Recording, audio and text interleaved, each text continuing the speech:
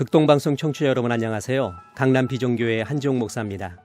인문학의 주인은 하나님, 인문학을 하나님께, 오늘은 마크 에이브럼스의 이그노벨상 이야기를 하나님께 드리며 배짱 있는 믿음으로 승리하세요 라는 주제로 은혜를 나누고자 합니다.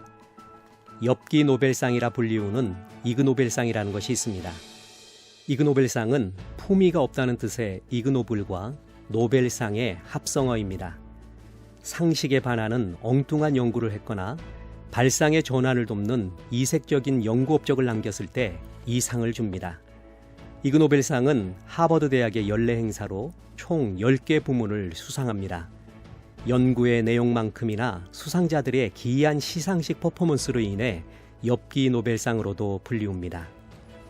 이그노벨상의 선전 기준이 흥미롭습니다. 초기에는 이루어질 수도 없고 이루어져서도 안 될 연구였지만 요즘은 첫째, 웃음을 터뜨릴 수 있어야 한다는 것, 두 번째는 한바탕 웃고 끝나는 것이 아니라 웃음, 호기심, 생각으로 이어져야 한다는 것입니다. 예를 들면 이렇습니다. 나무를 수없이 쪼아대는 딱따구리가 두통을 앓지 않는 비결은 무엇일까? 사방에 널린 동물똥으로 음식을 만들 수는 없을까? 단체 사진을 찍을 때 눈 감은 사람이 한 명도 없게 하려면 몇 장을 찍어야 할까? 파블로 피카소와 클로드 모네의 차이를 비둘기에게 훈련시켜 둘의 그림을 구별하는 법. 비행기 납치범을 낙하산에 묶어 경찰에게 내려보내는 방법. 이그노벨상 수상자들을 보면 모두 상식적으로 받아들일 수 없는 발상들을 합니다. 일상과 상식을 마구 흔듭니다. 이는 사고의 유연성을 확장하는 유쾌함을 가져다 줍니다.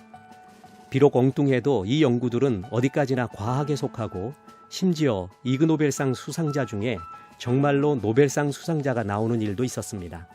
세상을 바꾸고 생각으로 움직인 위대한 사상들은 모두 이러한 발상의 전환에서 태어났습니다. 이그노벨상이 지향하는 엉뚱한 도전 정신이 필요한 시대입니다. 성경에 이런 이그노벨 같은 믿음이 나옵니다. 가나안을 눈앞에 두고 이스라엘 백성은 12명의 정탐꾼을 보냈습니다. 10명의 정탐꾼들은 가나안 땅이 척박한 것과 막강한 가나안 족속을 보고 부정적인 독설을 쏟아냈습니다. 이들이 본 것은 사실이었고 이성적이고 합리적인 말이었습니다. 가나안 족속들은 오합지졸 같은 이스라엘 민족에게는 너무나 버거운 상대였습니다. 부정적인 이야기를 들은 이스라엘 백성은 멘붕에 빠졌습니다. 이때 여호수아와 갈렙이 이렇게 외칩니다. 민수기 14장 9절입니다. 그 땅 백성을 두려워하지 말라. 그들은 우리의 먹이라. 그들의 보호자는 그들에게서 떠났고 여호와는 우리와 함께 하시느니라. 그들을 두려워하지 말라.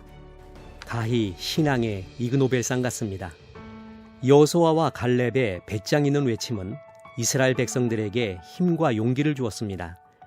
여호수아와 갈렙은 다른 정탐꾼들이 보지 못했던 하나님의 시선을 가지고 있었습니다.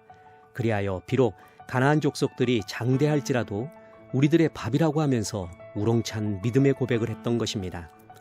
세상을 바라보고 나를 바라보면 찌그러질 수밖에 없습니다. 그러나 하나님을 바라보고 나를 바라보면 배짱이 생깁니다. 기발한 믿음의 발상이 떠오릅니다. 용기가 생깁니다.